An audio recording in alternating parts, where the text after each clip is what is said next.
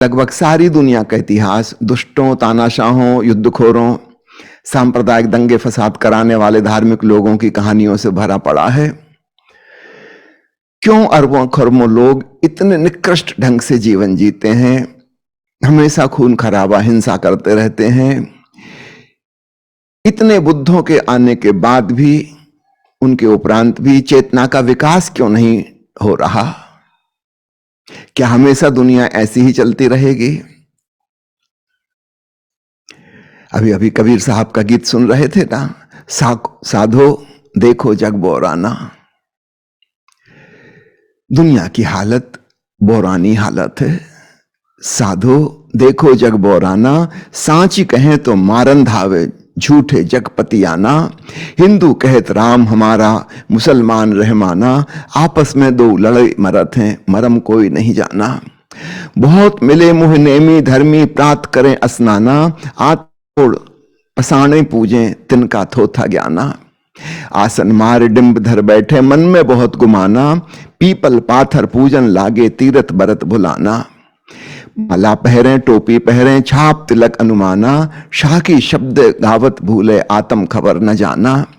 घर घर मंत्र जो देत फिरत हैं, माया के अभिमाना। गुरुवा सहित शिष्य सब डूबे, अंत काल पछताना। बहुत तक देखे पीर औलिया, पढ़े किताब कुराना। करे मुरीद कबर बतलावें, उन्हों खुदा न जाना।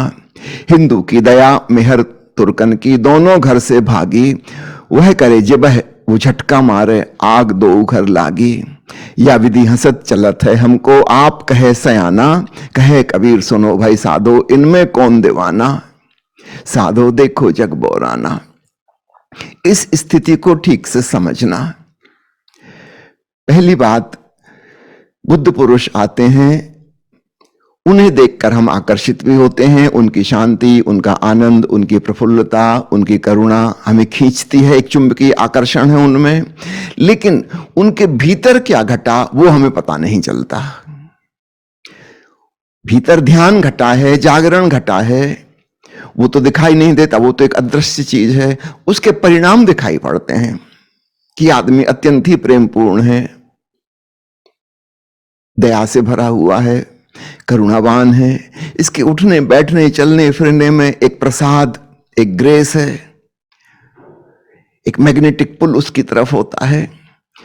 हम उसके बाहरी आचरण को देखकर उसकी नकल करना शुरू कर देते हैं। हम सोचते हैं अगर ऐसी शांति, ऐसी प्रीति चाहिए तो हम भी ऐसा ही करें। ये क्या खाते पीते हैं, क्या पहनते हैं, कैसे उठते बैठते हैं, हम उसकी अनुकरण शुरू कर देते हैं। याद रखना, आचरण से जागरण पैदा नहीं होता। जागरण से उनका एक विशिष्ट ढंग का आचरण आया था, लेकिन वो भीतर की सूक्ष्म चीज तो दिखाई नहीं देती। तो हम अहिंसा साधने की कोशिश करते हैं महावीर को देख के, पर याद रखना उन्होंने अहिंसा नहीं साधी थी। अहिंसा तो एक परिणाम था। भीतर जाग गए थे, अप्रमाद।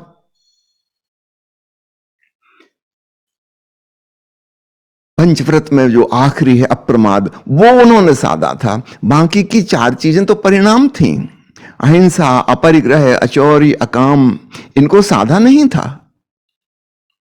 लेकिन ये चार दिखाई देती हैं, पांचवी चीज दिखाई नहीं देती। हम ऊपर ऊपर से साधने की कोशिश करने लगते हैं, हमारा सारा जीवन पाखंड पूर्ण हो जाता है, झूठा।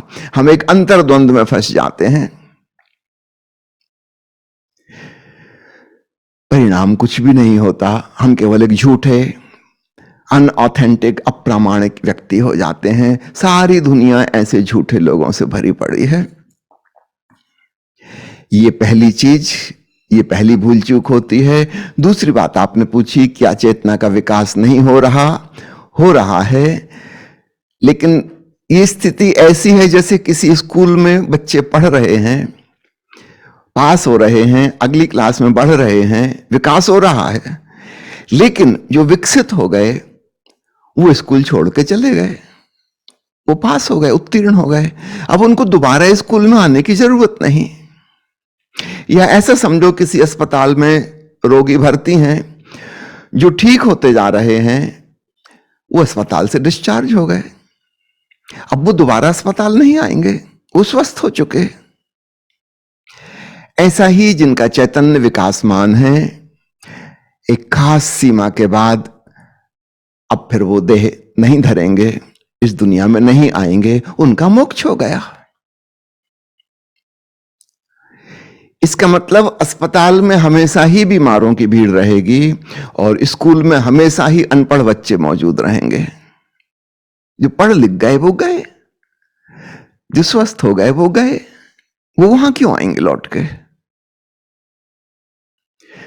कोई स्वस्थ व्यक्ति आना भी चाहे कि मुझे फिर से भर्ती कर लीजिए अस्पताल में, तो अस्पताल वाले उसको कहेंगे हमारे पास बेड नहीं, जगह नहीं, ऑक्सीजन सिलेंडर नहीं, तुम क्यों आ रहे? तुम्हारी सांस तो ठीक चल रही। ये जगह बीमारों के लिए है। एक व्यक्ति पढ़ लिख गया, पोस्ट ग्रेजुएट हो गया, डीलिट हो गया, पीएचडी हो गया, वो कहे कि मुझे प्राइमरी स्कूल में फिर से भर्ती कर लो। हम कहेंगे माफ करो, तुम्हारे लिए यहां जगह नहीं, वो छोटे बच्चों के लिए जगह है, लिमिटेड सीट्स हैं। हमेशा अज्ञानी बच्चे ही एडमिशन पाएंगे और स्कूल में भीड़ उन्हीं की रहेगी। हाँ, जो फेल हो गए हैं वो रहे आएंगे, जो पास हो गए वो लौट के नहीं आएंगे। इसलिए स्कूल में हमेशा ही अज्ञानी बच्चे रहेंगे और अस्पताल में सदैव बीमारों की भीड़ रहेगी। इसको नेगेटिव ढंग से नहीं लो,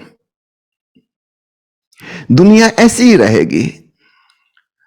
आगे भी जब कबीर आएंगे फिर वो वही कहेंगे, देखो साधो देखो जग बोराना, साची कहे तो मारन धावे। सत्य बात कहो तो ये मारने को दौड़ते हैं और झूठे जग पतियाना। झूठ बोलो, इनके अंधविश्वास, इनकी धारणा के मुताबिक बोलो तो ये पूजा करेंगे। सत्य उनकी धारणा के अनुकूल नहीं बैठता, बहुत नाराज हो जाएंगे। दुनिया सदा सदा से ऐसी है, दुनिया आगे भी ऐसी रहेगी। इसको आप नेगेटिव बात मत समझना। इसलिए मैंने स्कूल और अस्पताल का उदाहरण देके आपको कहा। विकास निश्चित रूप से हो रहा है, स्वास्थ्य की दिशा में कदम उठ रहे हैं, ज्यादा से ज्यादा डेवलप्ड होती जा रही है कॉन्शियसनेस। लेकिन जिनकी डेवलप्ड हो गई उन्हें यहां आने की फिर जरूरत नहीं पड़ती, यहां तो वही रहेंगे जो अनडेवलप्ड हैं। इसका मतलब हिंसा करने वाले, झूठ चोरी अप्रामाणिक जीवन जीने वाले,